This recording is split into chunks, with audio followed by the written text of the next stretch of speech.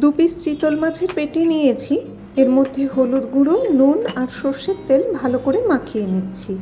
2 চামচ ঘিয়ের মধ্যে 1 মুঠো মাখনা হালকা ভেজে নিলাম। এবার কড়াইতে পরিমাণ মতো সর্ষের তেলের মধ্যে চিতল মাছের পেটিগুলোকে ভেজে তুলে রাখছি।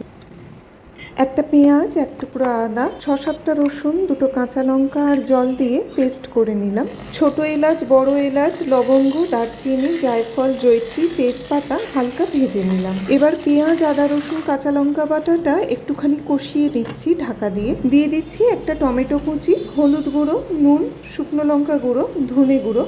ঢাকা দিয়ে কষিয়ে নিচ্ছি তেল বের হওয়া পর্যন্ত। দিয়ে দিলাম মিক্সচার জার ধোয়া জল আর ভাজা মাছগুলো।